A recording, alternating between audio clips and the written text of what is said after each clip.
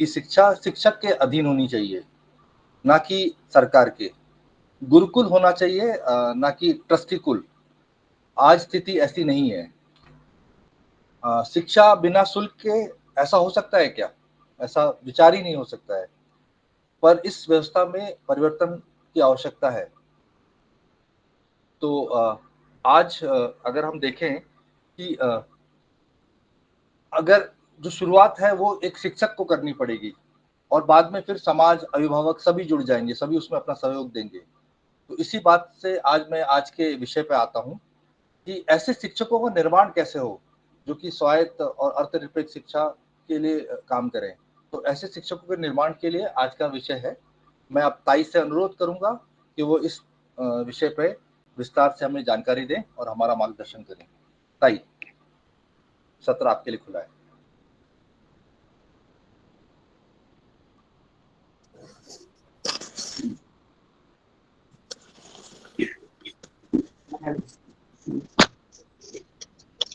अर्थनिरपेक्ष स्वायत्त शिक्षा के इस चिंतन सत्र में जुड़े सभी सुधी श्रोताजनों को सप्रेम नमस्कार।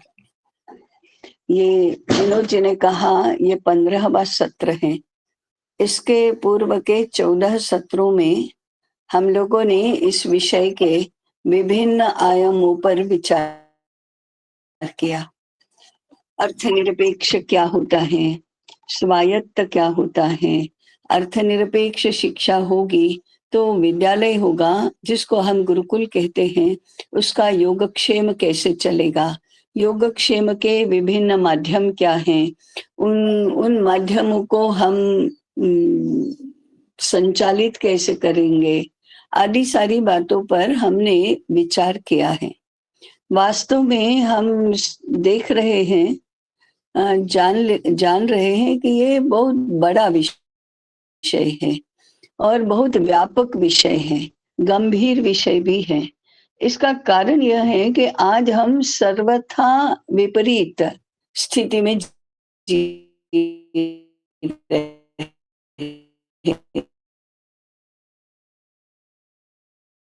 हैं, पढ़ भी रहे हैं और वही शिक्षा ले रहे हैं जो विपरीत दिशा की है।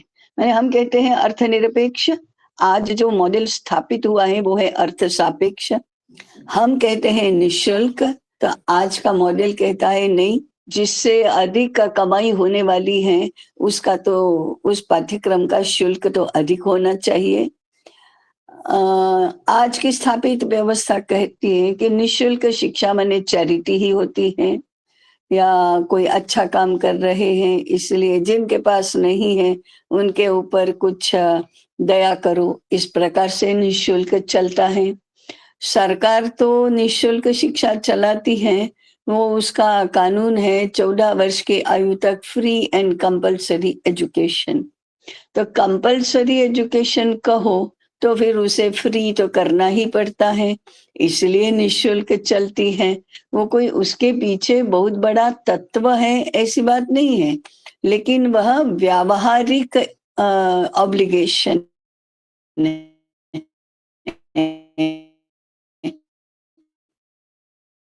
कि व्यवहार में जब आप किसी भी बात को कंपल्सरी करते हैं, अनिवार्य करते हैं, तो आपको उसे देने का प्रावधान भी करना होता है। लोगों के पास क्या करना होगा, फिर आपको फ्री करना पड़ेगा, निशुल्क करना ही पड़ेगा।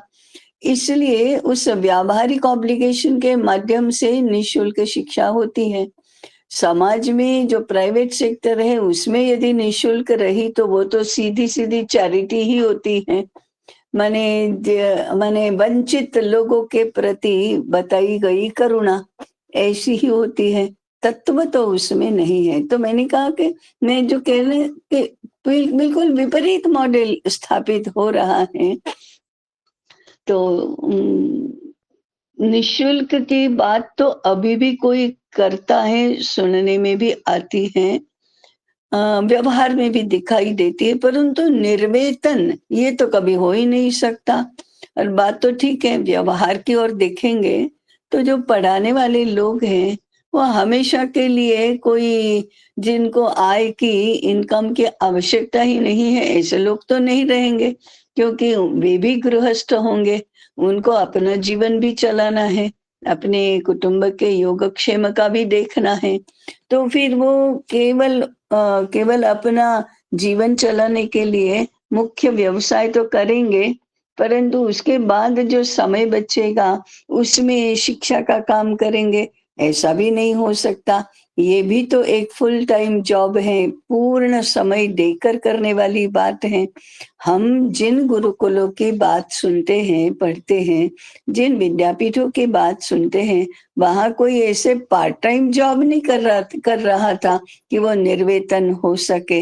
वो तो पूर्ण समय देकर, पूरी एकाग्रता से, पूर्ण तन्मयता से ही अध्यापन का काम करते रहे हैं। तो ये भी नहीं हो सकता कि उनको कोई आय की आवश्यकता ही नहीं है। तो गुरुकुल चलाने के लिए भी चाहिए और शिक्षकों के योगक्षेम के लिए भी चाहिए। और शिक्षक अभी आज तो पसंद ही नहीं करेगा कभी भी कि वो भिक्षा से अपना निर्वाह चलाए या चैरिटी में प्राप्त करे कुछ योगक्षेम चलाने के लिए। तो ये कुल मिलाकर हम आज ऐसी स्थिति में जी रहे हैं, ऐसी पूर्ण समाज की मानसिकता बनी हुई है, ऐसा वातावरण चारों ओर है कि जिसमें अर्थनिरपेक्ष और स्वायत्त शिक्षा की बात ही ना हो सके और स्वीकृत ही ना हो सके। ये तो पहली हमारी अड़चन है, माने पहला अवरोध है ये, कि इस संकल्पना का कोई स्वीकार ही नहीं कर सकता यदि व्यावहारिक धरातल पर आकर हम बात करें। हाँ, तात्विक बातें तो की जा सकती हैं, कल्पना में भी बातें की जा सकती हैं। ये आदर्श हमको इतना उच्च और अच्छा लगता है कि उसकी बातें करने में भी हमें तो आनंद आएगा, परंतु वास्तविक धरातल पर तो ये कभी संभव ही नहीं हो सकता। आज के ज़माने में तो बिल्कुल ही नहीं संभव हो सकता। और ज़माना कैसे बनता है? तो ज़माना समाज मानस कैसा है? सब लोग क्या सोचते हैं, कैसे देखते हैं इसको, इससे बनता है ज़माना। चारों ओर व्यवस्था कैसी है, उससे ही बनता है। भई 100 में से 99 लोग शुल्क वाली और वेतन वाली और ऐसी शिक्षा चला रहे हैं, तो 1% वाले का तो कैसे होगा? उसके लिए तो प्रतिकूलता ही प्रतिकूलता है।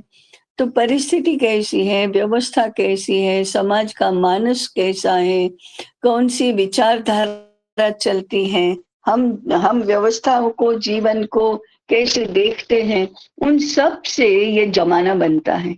और आज का ज़माना ऐसा है कि जिसमें ये बातें तो चल ही नहीं सकती। तो फिर हम क्या करें? क्या ज़माने के अनुसार हम चलें या जो आदर्श है उसको लागू करने के लिए ज़माने को बदलें? हम 2 में से करें क्या? ये भी प्रश्न तो आता है। तो ये जो आज के ज़माने वाला कॉन्सेप्ट है, आज के ज़माने वाली संकल्पना कि आज के ज़माने में तो ये नहीं चल सकता। उसको हम दूसरे शब्दों में कहें, इट्स नॉट प्रैक्टिकल, ये तो व्यावहारिक है ही नहीं, कैसे चलेगा? अभी-अभी मैंने भवन के लिए भिक्षा की बात एक स्थान पर की, तो उसने कहा नहीं, बिल्कुल ऐसा गुरुकुल हम बिल्कुल नहीं पसंद करेंगे, जहाँ हमारे बच्चों को भिक्षा माँगने के लिए जाना पड़ेगा। इतना इतना दूर तक हम गए हैं, तो फिर ये तो व्यावहारिक नहीं है, ऐसा करके इसको खारिज कर देंगे।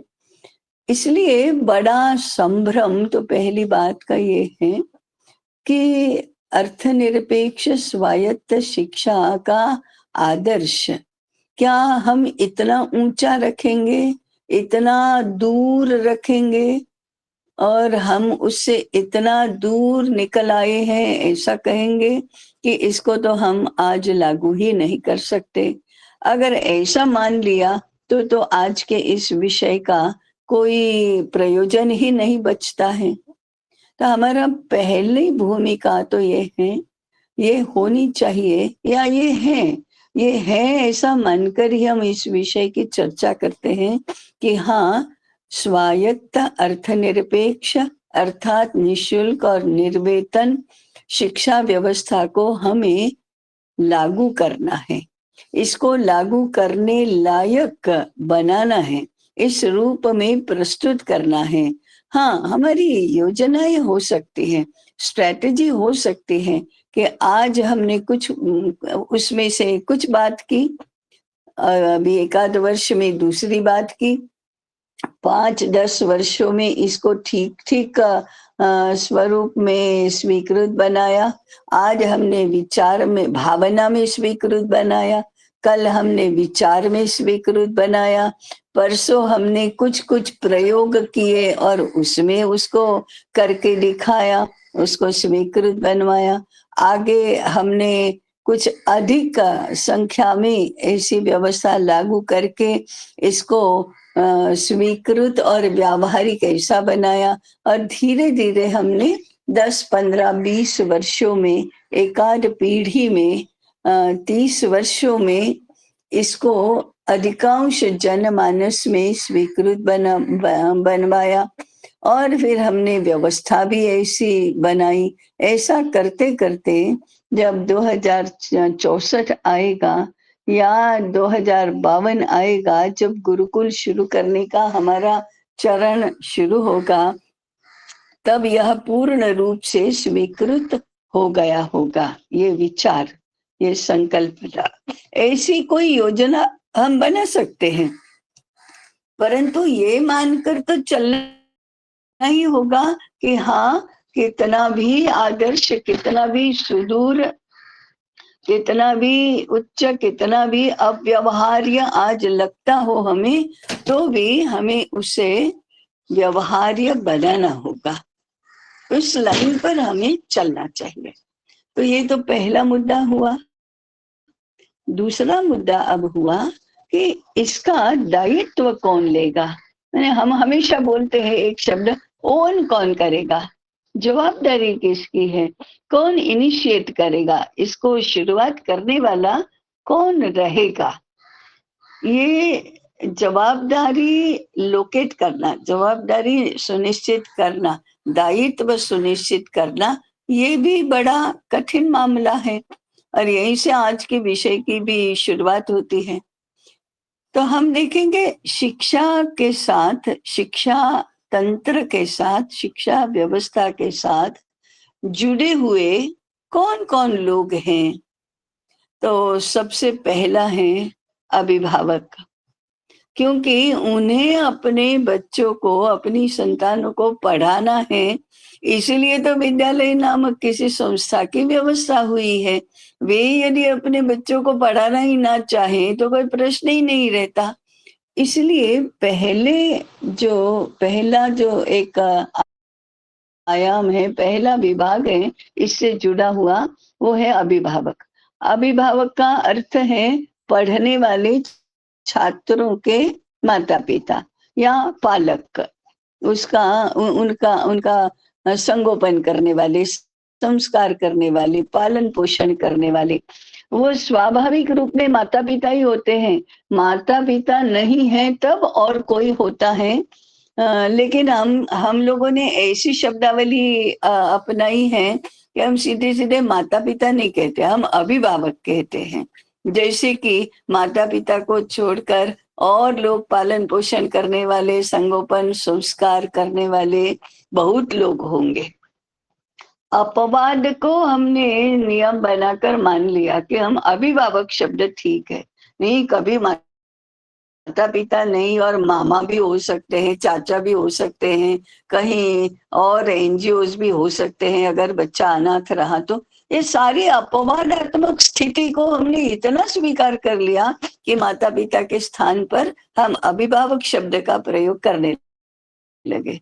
परंतु हम अपने डिस्कोर्स में माता पिता शब्द का प्रयोग करेंगे, जिसको आम भाषा में अभिभावक कहा जाता है, वे माता पिता हैं। तो पहला संबंध जो शिक्षा से आता है वह माता पिता का आता है।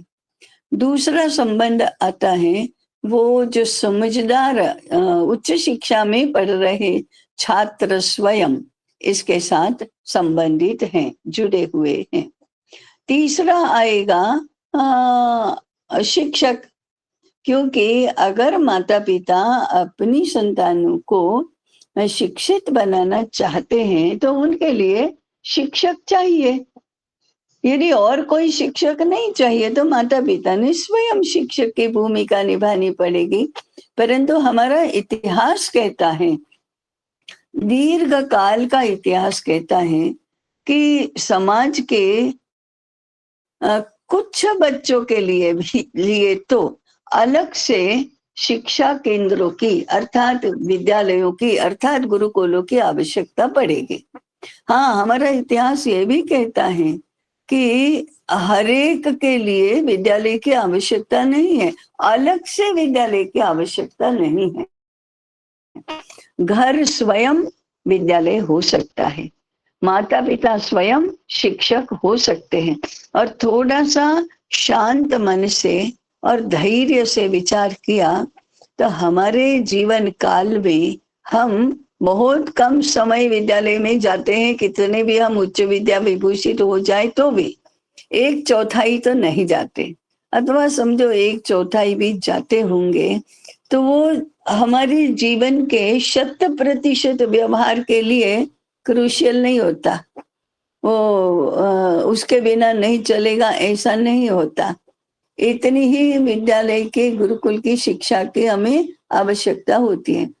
जो जो कारीगर हैं, जो व्यापारी हैं, जो कृषक हैं, जो गोपालक हैं, ऐसे ऐसे अधिकांश लोगों को अलग से गुरुकुल की आवश्यकता नहीं पड़ती। ये हमारा हमारा इतिहास कहता है, वेद काल से अब तक का इतिहास कहता है कि किसान का बेटा किसानी सीखता है, वो अपने खेत में सीखता है।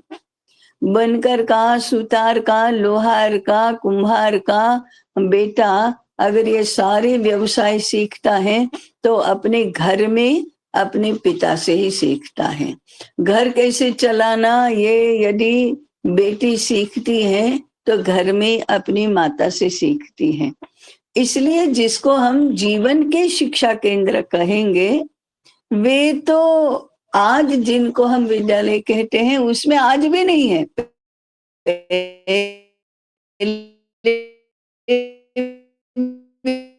नहीं थे, आज भी। तो इस रूप में भी हमको थोड़ा विचार तो करना पड़ेगा कि इन सारी बातों के लिए हमारी व्यवस्था कैसी बनी हुई है और कैसी बनी होनी चाहिए, कैसी बननी चाहिए।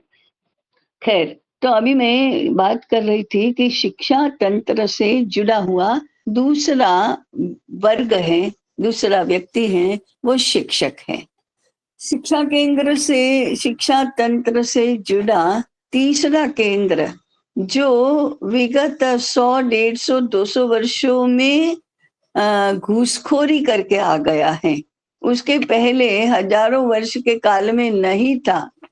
ऐसा तीसरा वर्ग है संचालक वर्ग, जिनको नॉन नॉन सरकारी व्यवस्था में ट्रस्टीज कहते हैं। प्रबंध करने वाले लोग कहते हैं, संचालन करने वाले लोग कहते हैं। ये तीसरा फैक्टर है कि आज हम आज की बात करें तो तीसरा बड़ा जो वर्ग है वह है संचालकों का। और चौथा वर्ग है वो करता तो है संचालन परंतु नियंत्रण भी करता है। ये जो प्राइवेट स्कूलों के संचालक होते हैं जिनको हमने ट्रस्टी कहा, उनके ऊपर भी संचालक है, उनका भी संचालन करता है, माने रेगुलेशन करता है, नियमन करता है। वो है सरकार, वो है शासन। क्योंकि शासन की व्यवस्था में, शासन के तंत्र में, शासन के नियंत्रण में, शासन के नियमन में शिक्षा तंत्र चलता है। ये ब्रिटिशों की देन है, उन्होंने ये व्यवस्था शुरू की है। तो मोटे मोटे हमारे 4 वर्ग हुए, 4 नहीं 5 वर्ग हुए। छात्र का फैक्टर हम गौण रूप से लेंगे तो भी है। एक है अभिभावक माने माता पिता, दूसरे हैं छात्र, तीसरे हैं शिक्षक, चौथे हैं संचालक और 5वां है शासन। इतने लोग इसके साथ शिक्षा तंत्र के साथ जुड़े हैं। इन सभी में अर्थनिरपेक्ष स्वायत्त शिक्षा की बात कौन करेगा? किसको ये प्रश्न अहम लगता है? ये कौन करेगा? तो माता पिता तो नहीं करेंगे। अब पहले ये स्वायत्त शिक्षा समझनी, स्वायत्तता का सिद्धांत क्या है? स्वायत्त व्यवस्था किसको कही जाती है? हमने उसके पहले, बहुत पहले, ये 14 सत्र जो हो गए उसमें प्रारंभ में स्वायत्त शिक्षा की संकल्पना, ये विषय आया था, उसका थोड़ा सा पुनः स्मरण हम कर लें। तो स्वायत्त शिक्षा है, ये प्रश्न मूल में ऐसा है कि किसकी स्वायत्तता? स्वायत्तता माने स्वाधीनता, स्वायत्तता माने स्वतंत्रता, स्वायत्तता माने ऐसा वर्ग जो अपने निर्णय, शिक्षा के विषय में निर्णय लेने का अधिकारी है। तो वो तो शासन तो नहीं है, वो माता पिता भी नहीं है, वो कौन है फिर? छात्र तो नहीं है, संचालक भी नहीं है, वो शिक्षक है। ये बात तो हमें तुरंत समझ में आती है कि स्वायत्त शिक्षा व्यवस्था शिक्षक के अधीन होती है। शिक्षक ही शिक्षा का मूर्तिमंत स्वरूप है। ये मूर्तिमंत स्वरूप माने क्या? जैसे ज्ञान एक तत्व है, ज्ञान एक अमूर्त ऐसा तत्व है। इसका जब हम पर्सोनिफिकेशन करते हैं, इसको जब मनुष्य की मूर्ति, मनुष्य के आकार में व्यक्त करना चाहते हैं, तो वह आकार बना सरस्वती देवी की प्रतिमा। सरस्वती ज्ञान की देवी है, माने ज्ञान को हमने मूर्तिबंत किया सरस्वती में। जैसे गायत्री मंत्र है, उसका हमने पर्सोनिफिकेशन किया गायत्री माता की प्रतिमा में। जैसे जगत का पालन पोषण करने वाला तत्व, भावना और व्यवस्था, इसको हमने मूर्तिमंत किया विष्णु में, वही पालक है, पोषक है। उसी प्रकार से शिक्षा तंत्र को यदि हम मूर्त रूप में लाना चाहते हैं, तो वो पत्थर की प्रतिमा नहीं होगी, काष्ठ की प्रतिमा नहीं होगी, वह शिक्षक स्वयं है। तो स्वायत्तता का प्रश्न शिक्षक का प्रश्न है। स्वायत्तता की व्यवस्था ये शिक्षक की स्वायत्तता है। शिक्षा स्वायत्त होनी चाहिए, माने शिक्षक स्वायत्त होना चाहिए। इसका अर्थ क्या है? शिक्षा के विषय में सर्व प्रकार के निर्णय लेने का अधिकार शिक्षक का होना चाहिए। कैसे कैसे निर्णय लेने होते हैं? कौन से छात्रों को पढ़ाऊंगा और कौन से छात्रों को पढ़ने के लिए प्रवेश नहीं दूंगा, ये निर्णय करने का अधिकार शिक्षक को स्वयं को है। कौन से छात्रों को क्या पढ़ाने की आवश्यकता है और कौन से छात्रों को ये नहीं परंतु ये पढ़ाने की आवश्यकता है, वो चाहे वो भले ही मांग करे कि मुझे ये पढ़ना है, ये नहीं पढ़ना है, या उसके माता पिता भले ही आग्रह करे कि नहीं ये पढ़ाओ, ये मत पढ़ाओ, तो भी उनकी मांग सुन लेंगे, उसके ऊपर विचार करेंगे, परंतु उसके ऊपर निर्णय करने का अधिकार शिक्षक का है। किस पद्धति से पढ़ाना है, किस छात्र को, किन छात्रों को, किस छात्र समूह को किस पद्धति से पढ़ाना है, ये निर्णय करने का अधिकार शिक्षक का है। इन सभी छात्रों की परीक्षा कैसे करनी है, इसका निर्णय करने का अधिकार शिक्षक का है। कितने दीर्घ काल तक किस छात्र को पढ़ाना है और कब इसका अध्ययन पूर्ण हुआ ऐसा कहना है, इसका निर्णय करने का अधिकार शिक्षक का है। कैसी व्यवस्था में इनको बिठाना है, कैसी दिनचर्या उनके लिए रखना है, कौन कौन से काम इनको करने चाहिए, कौन से नहीं करने चाहिए, उसके संपूर्ण व्यवहार का नियमन करने का अधिकार शिक्षक का है।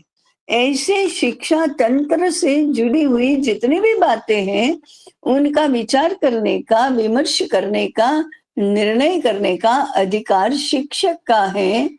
ऐसा जब होता है तब हम कहते हैं शिक्षा स्वायत्त है, शिक्षा शिक्षक स्वायत्त है।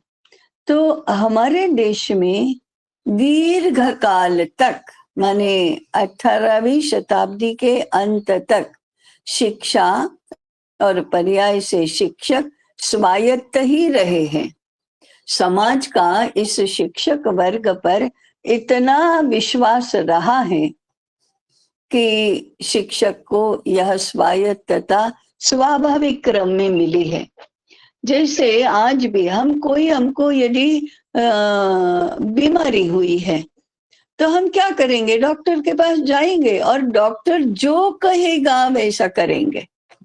तो डॉक्टर की स्वायत्तता है, रोग का निदान कैसे करना, रोग का चिकित्सा कैसे करना, उपचार कैसे करना, कौन सी दवाई देना, ये सारा तय करने का अधिकार तो डॉक्टर का है।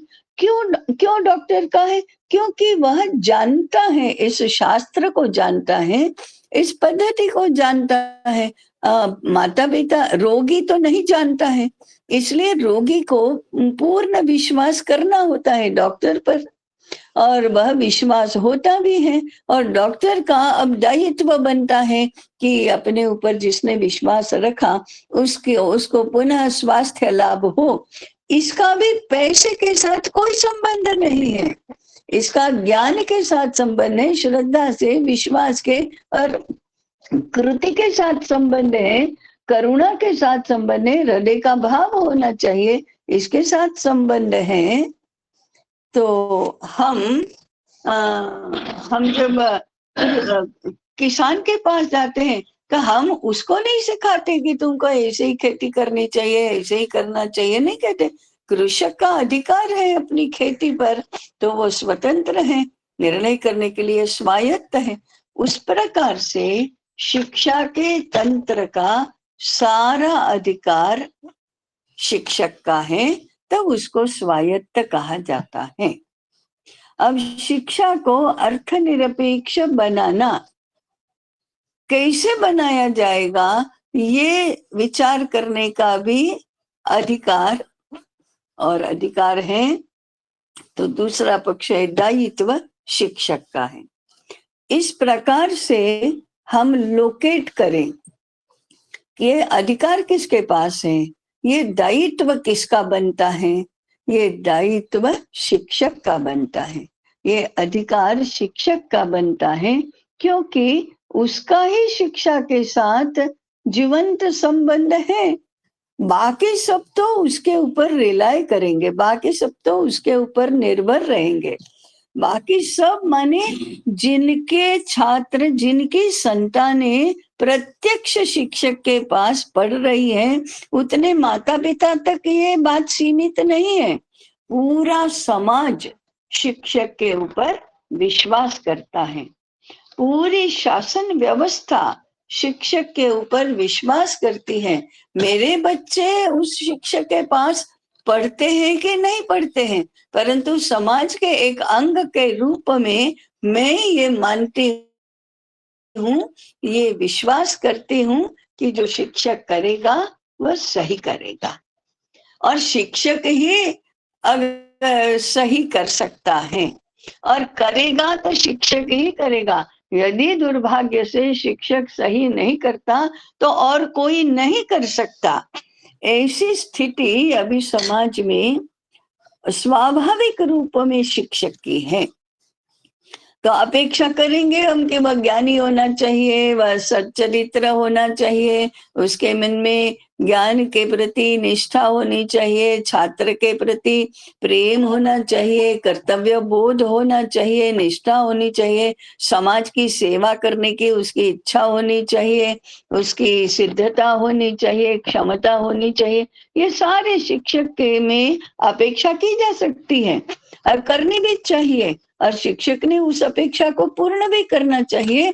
परंतु अंततो गत्वा विश्वास शिक्षक के ऊपर ही किया जा सकता है, शिक्षक के ऊपर ही करना चाहिए। उसके करने से होगा, उसके नहीं करने से नहीं होगा, इतना ये अनिवार्य संबंध शिक्षा और शिक्षक का है।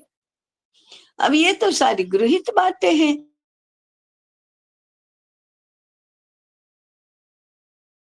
प्रश्न आता है कि आज तो ऐसा नहीं है, माने क्या, शिक्षक ही ये भूल गया है कि ये मेरा दायित्व है, ये मेरा अधिकार है। दोनों ही बातें, मुझे स्वायत्त होना चाहिए, तभी शिक्षा स्वायत्त होगी।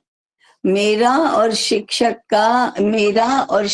का संबंध इस प्रकार का है, आत्मा का और शरीर का संबंध होता है ऐसा, शरीर का और प्राण का संबंध होता है ऐसा संबंध है। तो मैं करूंगा तो यह होगा, मैं नहीं करूंगा तो यह नहीं होगा। मैं यदि नहीं करूंगा तो संपूर्ण समाज का ये दुर्भाग्य होगा, क्योंकि मैं शिक्षक हूं तो मैं गुरु हूं, मैं श्रेष्ठ हूं, तो मेरे से कोई कंपलसरी करवा नहीं सकता है। मैंने किया तो होगा, नहीं किया तो नहीं होगा, और किसी के हाथ में यह काम नहीं है। ऐसी पहले शिक्षक की पोजीशनिंग बननी चाहिए, ऐसी शिक्षक की स्थिति बननी चाहिए। तो पहला तो हम ये बात समझे कि शिक्षक को अपना दायित्व स्वीकार करना चाहिए, अपना अधिकार मानना चाहिए। अब ये आज तो है नहीं, ना अधिकार है न दायित्व बोध है। उसने तो ब्रिटिश सरकार के चलते, ब्रिटिश शासन व्यवस्था के चलते, ब्रिटिश व्यवस्था के चलते, ब्रिटिश विचार के चलते शिक्षक को कर्मचारी बनाने का काम पहला हुआ है। वेद काल से लेकर 18वीं शताब्दी तक जो शिक्षक केवल अपने पास पढ़ने वाले छात्रों का नहीं, तो समस्त समाज का गुरुजी था। समस्त समाज उससे परामर्श मांगता था, समस्त समाज उसको श्रेष्ठ मानता था। वह ब्रिटिश व्यवस्था में कर्मचारी बन गया है। पहला काम मैंने शिक्षा को हानि पहुंचाने का काम, शिक्षा को एक ज्ञान की व्यवस्था के स्थान पर ज्ञान को ही एक पदार्थ मानने का काम, क्रय विक्रय के योग्य ऐसा पदार्थ मानने का काम ब्रिटिश तंत्र ने किया। और उसके अनुसार शिक्षक को भी क्रय विक्रय करने वाला या तो क्रय विक्रय करने वाली संस्था में नौकरी करने वाला व्यक्ति बना दिया। ये तो व्यवस्था परिवर्तन बहुत जबरदस्त हुआ। तो गुरु अभी चाकर बना है, गुरु अभी कर्मचारी बना है। एक कर्मचारी जिस प्रकार से अपने अधिकार की बातें करता है, अपनी मांगे प्रस्तुत करता है, उस रूप में तो शिक्षक भी आंदोलन करते हैं, उस रूप में तो शिक्षक भी मांग करते हैं, उस रूप में तो शिक्षक भी अपने अधिकार बताता है। तो ये तो कर्मचारी ने किया हुआ आंदोलन है। गुरु को आंदोलन नहीं करना पड़ता समाज के सामने, गुरु को आंदोलन नहीं करना पड़ता सरकार के सामने। तो पहली बात तो ये है कि इस देश के शिक्षक को शिक्षा का, उसकी स्वायत्तता का, अर्थनिरपेक्षता का प्रश्न ओन करना पड़ेगा। इसका हल निकालने का काम शिक्षक का है। अब ये होगा कैसे? शिक्षकों को भी ऐसा बनना चाहिए, ऐसा विचार किसके मन में आने से होगा? भाई अपने शिक्षकों को है ना स्वायत्त होना चाहिए, स्वतंत्र होना चाहिए, उन्होंने अपना अपना दायित्व समझना चाहिए। ये किसके मन में आना चाहिए? किसके मन में आने से होगा? क्या माता पिता के मन में आएगा तो होगा? नहीं आएगा। माता पिता तो शिक्षक से छोटे हैं, माने अधिकार में छोटे हैं, उनके मानने से तो नहीं होगा। शासन के मानने से होगा? नहीं होगा। जाओ तुम स्वायत्त हो, तुम स्वतंत्र हो, ऐसा करने से होगा? नहीं होगा। भाई किसी तंत्र को चलाने का अधिकार और दायित्व किसी को देना है, उसको स्वतंत्र बनाना है, मुक्त करना है, तो शासन कहेगा कि चलो आज से शिक्षा को हम स्वायत्त बना रहे हैं, इस देश के शिक्षक सारे स्वतंत्र हैं, स्वायत्त हैं, वे जो चाहे ऐसी शिक्षा की व्यवस्था करें। माता पिता भी डिक्लेयर कर दे कि हम आप जो करेंगे उसके अनुसार ही हम करेंगे, हम मानेंगे। तो सरकार कहे, माता पिता कहे, छात्र तो अधीन होते ही हैं शिक्षक के, तो क्या शिक्षा स्वायत्त हो जाएगी? नहीं जाएगी। शिक्षक को लेना चाहिए तभी तो होगा। अधिकार कहो या दायित्व कहो, शिक्षक समाज यदि लेगा तो होगा। बाकी सब लोगों के कहने से नहीं होगा। तो शिक्षक को ये स्वयं प्रारंभ करना पड़ेगा, स्वयं प्रेरणा से ये काम करना होगा, स्वयं की बुद्धि से करना होगा, स्वयं की इच्छा से करना होगा, स्वयं की चाह से करना होगा। अब ये ऐसी चाह कौन निर्माण करेगा शिक्षकों में? आज का विषय हम कह रहे हैं, ऐसे शिक्षकों का निर्माण कैसे होगा? तो निर्माण करेगा कौन? स्वयं प्रेरणा से जो बात होने वाली है वो कौन करेगा? तो मुझे ऐसा लगता है कि पहली बात तो माता पिताओं ने, संपूर्ण समाज ने, शासन ने पहले तो ये प्रार्थना शिक्षकों को करनी ही होगी कि अरे गुरुजी आपके करने से होगा, हमारे करने से तो नहीं होगा, आप ले लीजिए ये दायित्व, आप ये ले लीजिए ये अधिकार। ऐसा सबको अनुनय विनय शिक्षकों का करना होगा। हाँ, मन में गुस्सा तो बहुत आता होगा संपूर्ण समाज को, क्या ये शिक्षक कैसे हैं, बस अपने अपने वेतन की मांग करते हैं, वेतन की अपेक्षा करते हैं। इनको न तो छात्रों की पड़ी है, न ज्ञान की पड़ी है, न समाज की पड़ी है। ये क्या विनती करने योग्य है क्या? प्रार्थना करने योग्य है क्या? अनुनय विनय करने योग्य है क्या? सरकार तो क्यों अगर अनुनय विनय करेगी? सरकार तो शासक है, शासन करना उसका धर्म है, व्यवस्था बिठाना उसका धर्म है। वो शिक्षकों को आकर क्या निवेदन करेगी, क्या अनुनय विनय करेगी? करो करो, हम आपके योगक्षेम की चिंता करेंगे।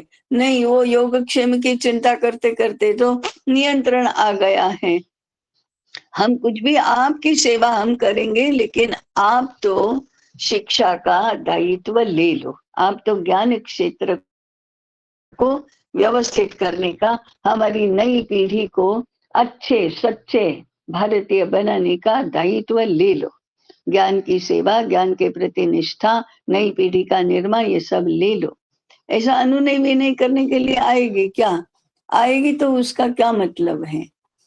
परंतु आना ही पड़ेगा। संपूर्ण समाज को, संपूर्ण शासन तंत्र को ऐसी इच्छा करनी पड़ेगी, ऐसी इच्छा बोलकर बतानी पड़ेगी, प्रदर्शित करनी पड़ेगी कि ये शिक्षक का दायित्व है, आप कृपा करके इस दायित्व को लो, नहीं तो हमारे बच्चे, हमारी नई पीढ़ी अनाड़ी रह जाएगी। इनका चरित्र निर्माण करना तो आपके ही हाथ में है, इनको ज्ञान देना आपके ही हाथ में है, हम तो नहीं कर सकते। ऐसा अनुनय विनय करना ये आज की स्थिति में अत्यंत आवश्यक हो गया है। कोई बात नियमों से नहीं हो सकती, कोई बात कानून से नहीं हो सकती, कोई बात प्रलोभनों से नहीं हो सकती, वह बात अनुनय विनय से ही हो सकती है। ये व्यावहारिक सत्य है। कैसी भी अभी हमको अनुनय विनय करने की इच्छा न होती हो, तो भी अनुनय विनय तो करना होगा। दूसरा, ये तो शासन और समाज की बात हुई, परंतु शिक्षकों का निर्माण करना, शिक्षकों को जरा अधिकार पूर्वक कहना कि अरे तुम अपना दायित्व भूल रहे हो, वह काम करने का, शिक्षकों को बताने का काम धर्माचार्यों का है। धर्माचार्यों ने ये उपदेश करना होगा। धर्माचार्यों ने शिक्षकों को अधिकार पूर्वक कहना होगा कि तुम अपना दायित्व भूल रहे हो, अपना दायित्व स्वीकार कर लो, ये तुम्हारा अधिकार है, दायित्व है। ज्ञान को ठीक से रखो, ज्ञान क्षेत्र को ठीक करो, नई पीढ़ी का निर्माण करो। राष्ट्र निर्माण तुम्हारे हाथ में है, वो तुमने नहीं किया तो तुमको पाप लगेगा, तुम कर्तव्य से चूक कर रहे हो, ऐसा अधिकार पूर्वक बताने का काम धर्माचार्यों का है। धर्माचार्य शिक्षक के कान पकड़ सकता है, माता पिता नहीं पकड़ सकते, शासन भी नहीं पकड़ सकता, धर्माचार्य पकड़ सकता है। तो अंततोगत्वा शिक्षकों को अपना दायित्व बोध करवाने का काम धर्माचार्यों का है। और तीसरा, इन सारी बातों को लेकर आज भी देश भर में ऐसे कोई शिक्षक हैं, ऐसे भी ज्ञानाचार्य हैं, जैसे धर्माचार्य हैं वैसे ही ज्ञानाचार्य हैं, जिनके हृदय में, जिनके मन में ऐसी ऐसी बात आती है, ऐसी प्रतीति होती है कि बात तो सही है, दायित्व तो हमारा ही है, ऐसा समझने वाले शिक्षक भी इस देश में अभी भी हैं। अभी भारत का भाग्य समाप्त नहीं हो गया है, तो ऐसे शिक्षक हैं। ऐसे शिक्षकों ने शेष शिक्षकों को यह बात समझाने की आवश्यकता है। ऐसे शिक्षकों को शिक्षा का प्रश्न ओन करना चाहिए। तो ये शिक्षक निर्माण वाला काम कहाँ से शुरू होगा? ऐसे शिक्षकों से शुरू होगा जिन्होंने स्वयं ही ये बात समझ ली है। उनको सहायता करेंगे, मार्गदर्शन करेंगे धर्माचार्य, और इनके लिए अनुकूलता बनाएगा पूरा समाज और राज्य। परंतु होगा शुरू कब? जब ऐसे शिक्षक हमारे अपने हाथ में ये लेते हैं प्रश्न, तब। तो ये मुद्दा तो पहला हुआ कि शिक्षकों की जमात में भी, शिक्षकों के वर्ग में भी जो शिक्षक ऐसे हैं जो इस प्रश्न को समझते हैं और अपना दायित्व मानते हैं, ऐसे शिक्षकों को इसमें अग्रसर की भूमिका निभानी होगी, तब ये काम शुरू होगा। ऐसे शिक्षकों को साथ आना पड़ेगा। ये साथ में आएंगे, उसके बाद योजना करेंगे। तो कहाँ से शुरू करना होता है? हम हमेशा अपनी उक्ति सुनी ही है, start from where you are with what you have. जो जिस परिस्थिति में आप हैं वहां से शुरू करो। जो भी आपके हाथ में संसाधन है वहां से शुरू करो। वो शिवाजी महाराज का और ग्राम की वृद्ध महिला का किस्सा आपने सुना होगा कि शिवाजी महाराज छद्मवेश में जब विचरण कर रहे थे तो एक घर में गए, भूख लगी है, तो उसने खिचड़ी बनाई और इतनी गर्म थी, उन्होंने बीच में ही हाथ डाला तो वो जल गया हाथ। तो वृद्धा ने कहा कि क्या तुम कर रहे हो, शिवाजी की तरह कर रहे हो, बीच में हाथ डाला जाता है क्या? वो बाहर बाहर से खाओ, तो धीरे धीरे अंदर की भी खाने लायक ठंडी होती जाएगी। ऐसे बाहर बाहर से खाना होता है, बीच में ही डालना होता है क्या?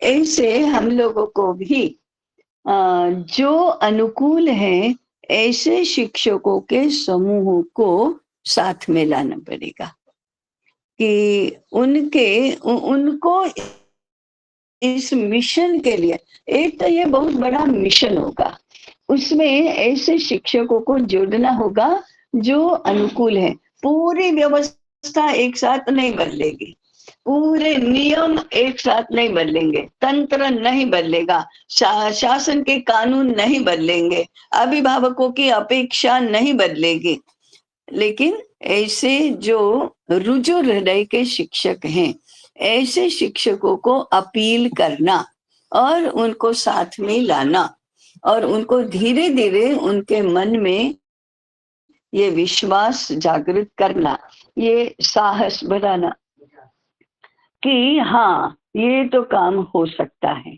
ऐसे शिक्षकों की संख्या बढ़ती जाएगी तो उसके बाद फिर ये गुरुकुल चलाने की अर्थव्यवस्था कैसे हो सकती है उसके बारे में विचार करना। फिर शिक्षकों का योगक्षेम चलने की व्यवस्था क्या हो सकती है इसका विचार करना। ये विचार शिक्षकों को स्वयं ही करना पड़ेगा कि अपने योगक्षेम के लिए इस स्वायत्त अर्थनिरपेक्ष शिक्षा तंत्र में क्या व्यवस्था होगी। दूसरों ने बताने से नहीं चलेगा, क्योंकि दूसरे बताएंगे तो शिक्षक की गुरुता ही समाप्त हो जाएगी। गुरु है तो उसने स्वयं ने विचार करना चाहिए, तो वो व्यवस्था धीरे धीरे विचार होता जाएगा। तो एक, शिक्षकों का प्रबोधन करना, शिक्षकों को ये बात समझाना और उनकी संख्या ठीक ठीक का मात्रा में बढ़ाना, ये दूसरा चरण होगा। तीसरा चरण, ऐसे शिक्षकों ने प्रत्यक्ष गुरुकुल शुरू करना, अर्थनिरपेक्ष स्वायत्त व्यवस्था में विद्यालय शुरू करना और चलाकर दिखाना। ये जो तीसरा है वो छोटा यूनिट होगा। छोटा यूनिट यदि यशस्वी हो जाता है, उसमें भी पर्याप्त धैर्य की आवश्यकता तो पड़ेगी, परंतु उसमें समझौते नहीं करना और चलाकर दिखाना। तत्काल यदि कोई समझौता करना पड़ भी गया तो करना, लेकिन बहुत जल्दी उस समझौते की स्थिति में से बाहर आ जाना और ये मॉडल चलाकर दिखाना। ऐसा ऐसा मॉडल चलाकर दिखाया तो उसके जैसे ठीक ठीक संख्या में और मॉडल निर्माण होंगे तो धीरे धीरे विश्वास बनता जाएगा। किनका? पहले शिक्षकों का, बाद में माता पिताओं का, बाद में जनरल सर्वसामान्य समाज का और बाद में शासन का। ऐसा धीरे धीरे इसके ऊपर विश्वास होता जाएगा, इसका प्रभाव भी बढ़ता जाएगा, दायरा बढ़ता जाएगा। तो हम ये अपेक्षा फिर कर सकते हैं कि यदि 50 वर्ष की प्लानिंग हुई तो हम 50 वर्ष में, 40 वर्षों में शिक्षा का तंत्र पूरा स्वायत्त बना सकते हैं शिक्षकों के माध्यम से। हम माने कौन बोल रहा है? शिक्षक बोल रहे हैं।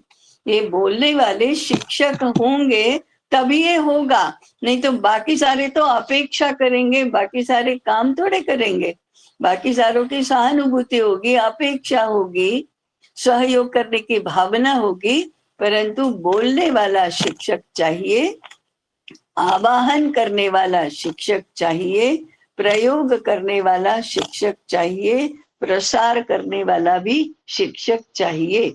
ऐसा जब होगा तब ये शुरुआत भी सही होगी और प्रसार भी सही होगा, स्थापना भी सही होगी।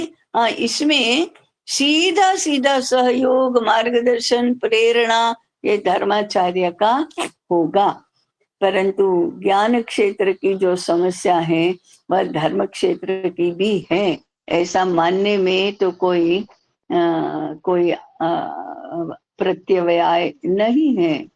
तो कुल मिलाकर स्थिति गंभीर तो है, कठिन तो है, परंतु प्रैक्टिकल तो नहीं है, ये हम मानकर चले कि this is not practical, this is ideal, ये आदर्श है, व्यावहारिक नहीं है, परंतु हमें आदर्श को ही व्यवहार में परिणत करना होगा। और शिक्षकों ने 1 2 3 4 ऐसे पदों से इसमें जाना होगा।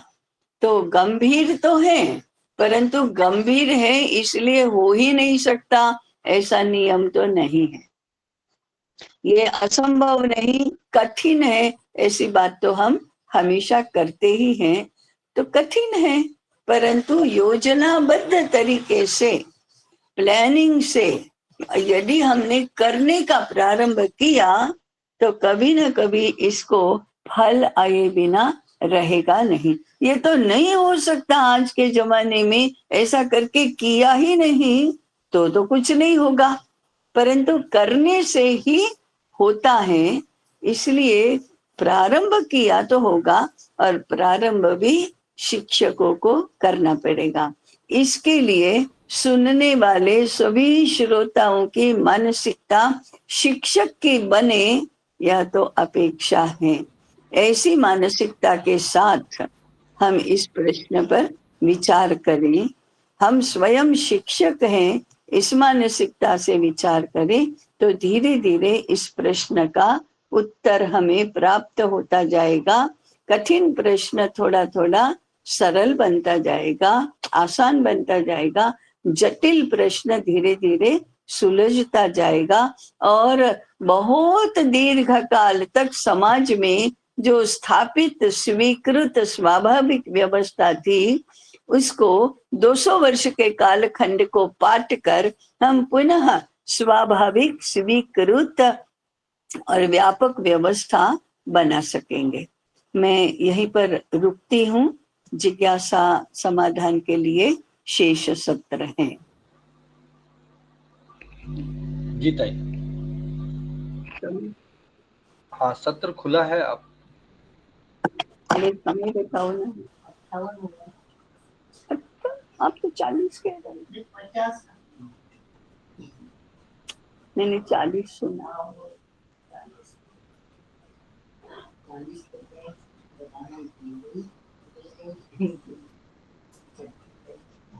क्या, हाँ मेरे ख्याल से मैंने ज्यादा समय ले लिया। हाँ, आप पूछ सकते हैं, हैंड रेज करके प्रश्न पूछ सकते हैं।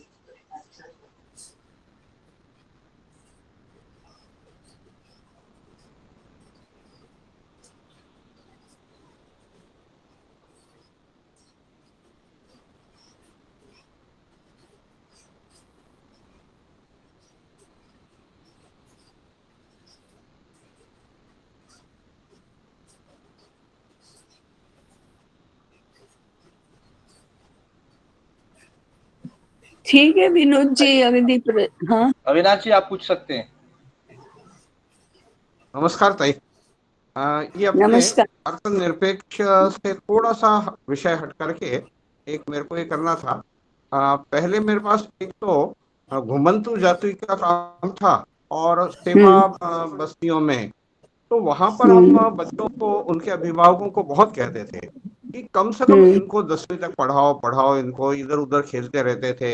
वहां पर हमने प्रयत्न करके हमारे इधर जो घुमंतु बस्ती है वहाँ स्कूल भी शुरू करवाया। लेकिन अब ये बच्चों को भेजने, उन्होंने कहा कि ये पढ़ के क्या कर लेंगे आप बताओ मेरे को, बेकार में खराब होंगे, आप इनको हम हमारा जो काम है वो सिखाएंगे। तो मैंने कहा कम से कम काम सिखाओ, ये दिन भर घूमते रहते हैं। वहाँ थोड़ी सी आत्मीयता हो गई थी, तो उनका नहीं अविनाश जी हमारा तो ऐसे ही चलेगा, ये हमारे सालों से कुल परंपरा तो शब्द नहीं, लेकिन हमारा तो ऐसे ही आता चलता रहा है। लेकिन ये अब जो एक बात आई थी फ्री एंड कंपलसरी एजुकेशन, ये कंपलसरी कैसे हो पाएगी? अरे कंपलसरी होने की आवश्यकता नहीं है। ये एक ब्रिटिशों ने जो तूत दे दिया और वो हमारे लोगों ने स्वीकार कर लिया। कंपलसरी क्यों होना चाहिए? ये कोई भी अच्छी बात कंपलसरी होती है तब अच्छी हाँ नहीं रही थी। सबसे पहले तो अच्छी बात को जी कंपलसरी बनाओ, उसका अच्छापन गायब। सही तो है। ये फ्री एंड कंपलसरी का जो सिद्धांत है ना, वो चर्च से आया है। चर्च में कितने जी कितने फिरके होते थे, उनको जी अपने अपनी संख्या बनानी होती थी, तो उन्होंने कंपलसरी कर दिया कि सबको चर्च में आना ही है रविवार को। अब रविवार हाँ को कंपलसरी किया तो रविवार को छुट्टी रखनी ही पड़ेगी, नहीं तो लोग जी आएंगे जी कैसे। तो जी रविवार को छुट्टी का प्रचलन हो गया, आज भी शुरू है। कभी प्रश्न पूछा आपने कि रविवार को छुट्टी क्यों होती है, क्या सही। नियम है, रविवार मुसलमानों का क्या है? तो उसने हाँ चर्च हाँ ने उसको हॉलीडे बता दिया, ये तो हॉलीडे जी होता है, होली है। इसलिए आपको होली चर्च में आना है, इसलिए आपको फ्री मैंने छुट्टी देना ही है, क्योंकि कंपलसरी है तो फ्री करना हाँ ही होगा और ये करना होगा। तो हम लोग तो आज रविवार को छुट्टी नहीं रखेंगे। भारतीय परंपरा में जी अष्टमी को अनध्याय होता है, अमावार रविवार हॉलीडे, ये घुस गया हमारे दिमाग हाँ में। ऐसे ही ये बिल्कुल बिल्कुल फ्री एंड कंपलसरी का तूत भी घुस गया है। हाँ हाँ।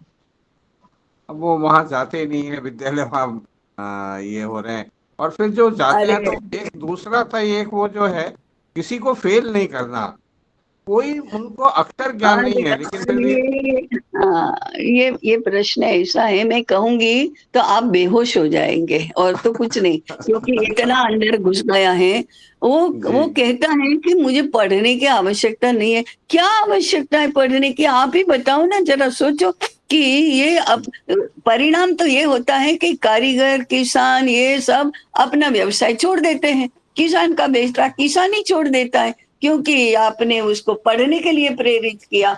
अब पढ़ने के बाद ना तो उसको खाने को कुछ मिलता है, मैंने अर्थार्जन भी नहीं होता है, और किसानी करना चाहता नहीं है, और करना चाहेगा तो आती नहीं है। क्या कर लिया आपने, क्या क्या प्राप्त किया जी विद्यालय में जी भेजकर? बिल्कुल बिल्कुल ऐसे करोड़ों छात्रों को विद्यालय में भेज भेज कर आपने अपने पैरों पर ऐसी कुल्हाड़ी मारी है, बेरोजगारी, और मानस ही नहीं रहा काम करने का, आता ही बिल्कुल नहीं काम बिल्कुल अपना। व्यवसाय भी जो अर्थार्जन करता था और जगत को खिलाता था, वो ही कहता है कि मैं अब खेती नहीं करूंगा। हाँ हाँ। काफी ऐसा उलझा हुआ सा है, समाज में काम करते हैं पहले इधर घुमंतू हाँ, में या सेवा बस्तियों में, तो अविनाश उनको जी, कैसे कन्विंस अविनाश जी करें। बहुत जी समय हो गया है। जी जी हम